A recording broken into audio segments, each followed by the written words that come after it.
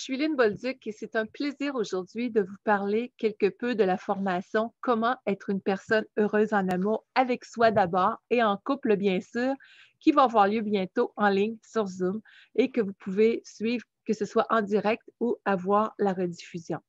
Je vous parle en direct de chez nous, dans mon endroit nature, avec mon conjoint, où est-ce qu'on est si heureux et c'est ça que je veux vous parler. Comment est-ce qu'on peut créer une relation comme ça dans notre vie? Et pourquoi je le fais en nature, les poules juste à côté de moi et tout ça? Parce que dans notre vie, quand on veut être heureux en amour, c'est important d'être naturel. C'est important de pouvoir être soi, authentique, et d'avoir précisé cet état d'être en dedans qui fait que qu'est-ce que je suis prête à accepter, à ne pas accepter? C'est quoi qui est non négociable pour moi qui fait que si je n'écoute pas ces besoins-là, je ne pourrais pas être une personne heureuse en amour. Donc, c'est quoi pour vous être heureux ou heureuse en amour? Vous définiriez ça comment? Ça va vous faire sentir comment si vous n'êtes pas déjà une personne heureuse en amour? C'est quoi qui va être là? Alors, je vous amène des points de repère. Dans cette formation-là, ce qui va être là pour vous, ça va être d'avoir des solutions pour être capable de préciser comment choisir une personne compatible si vous êtes célibataire et comment, si vous êtes en couple, être capable de créer quelque chose qui va être constructif, nourrissant, joyeux, épanouissant pour les deux. Et si vous êtes célibataire, bien comment on met tout ça en place, bien entendu. Donc, vous allez voir mes yeux baisser un petit peu. Évidemment, je me suis mis quelques petites notes pour être sûre de penser à tout ce que je veux vous dire et garder ce naturel-là, comme je vous disais, c'est super important. Être authentique, c'est le mot que je pense que je ne pourrais jamais dire assez quand on parle de relations affectives heureuses. Qu'est-ce qui empêche le bonheur? Que ce soit en amour ou dans bien des sphères de notre vie, c'est souvent des programmations internes qui sont là et qui se rejouent. Des programmations positives, on en a, mais on a beaucoup de programmations limitatives. Et quand on est sur le plan affectif, dans la dépendance affective, par exemple, ou à répéter des scénarios limitatifs, souvent, c'est comme si on avait confié notre bonheur à quelqu'un d'autre. Personne ne peut nous rendre heureux ou heureuse. Sinon, ça va être source de souffrance, de déception et de répétition de ces scénarios-là. C'est un peu sinon comme un petit enfant qui serait resté pris dans le temps quelque part et qui cherche encore des miettes d'amour, qui cherche encore à être reconnu par ses parents ou autres pour ne donner que cet exemple-là. Donc, si on veut créer une relation amoureuse qui est merveilleuse, c'est qui je suis, qu'est-ce que je place comme état intérieur, comment j'aligne mon GPS interne pour mettre fin aux déceptions, pour être capable de voir ce que j'ai appris en relation jusqu'à aujourd'hui sur moi-même, parce que chaque personne qui passe dans notre vie est comme un acteur ou une actrice de théâtre dans cette grande pièce de théâtre de la vie qui nous amène à mieux se comprendre quand on va en extraire le message au lieu de culpabiliser autant soi-même que d'être dans la rancune envers qui que ce soit.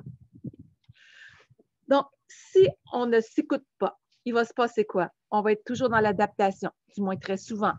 On va se couper de nos besoins.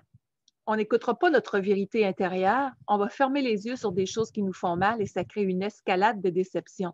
Certains vont se retrouver dans la violence, d'autres dans la tristesse, d'autres dans le déni de soi et arrivent des années plus tard et se disent on s'est perdu quelque part, je me suis perdu quelque part.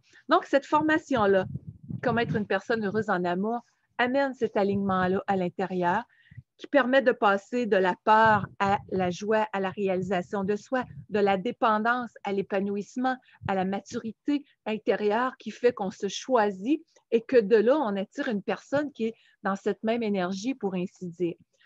Et on va aller beaucoup, beaucoup favoriser la communication avec soi, avec l'autre, avec les autres en général, bien entendu. On est des êtres de relation. On va aller parler de l'intimité, du respect de soi une fois pour toutes. Comment je bâtis une meilleure confiance en moi, plus d'estime de soi? Comment je peux être à l'écoute de moi? Comment on fait ça? Comment être authentique? Comment être dans la bienveillance envers soi? On va aller voir comment on peut créer une espèce d'auto-évaluation de notre profil amoureux. Je vous parlais tantôt comment choisir une personne compatible, bien entendu. Comment se préparer à avoir une relation heureuse si vous êtes une personne célibataire et comment continuer de la construire favorablement ou de prendre les meilleures décisions qui soient si vous êtes en couple. Je vais vous amener aussi un petit exercice qui va être excessivement percutant. On va y aller avec la programmation neurolinguistique, entre autres. Je suis spécialisée là-dedans depuis 25 ans. Ça l'aide beaucoup à défaire des programmations, recadrer notre intériorité pour aller de l'avant plus librement. On s'est identifié tellement à notre histoire pendant longtemps, mais on peut se créer un présent heureux et un futur lumineux comme on l'entend, comme on le voit, comme on le comprend. Et c'est ça qu'on va faire ensemble aussi. Donc, vous allez avoir un petit exercice qui va vous permettre d'identifier les 5 principaux sentiments qui ont pu nuire à votre bonheur. Comment on fait pour transformer tout ça? On va aller parler des jeux de pouvoir, comprendre, dénouer des choses à travers la programmation neurolinguistique aussi. On va aller voir les conséquences de ces programmations-là, les conséquences du manque d'amour de soi. Qu'est-ce qu'on fait pour cesser de vivre ça et créer des choses heureuses dans notre vie affective? On va parler des particularités des couples heureux, des différences hommes-femmes. Bref, c'est un grand voyage au cœur de soi pour aller créer un espace d'amour, de sécurité intérieure qui est excessivement manquant dans les relations affectives, de joie, de légèreté, d'écoute de vos besoins, de pleine réalisation.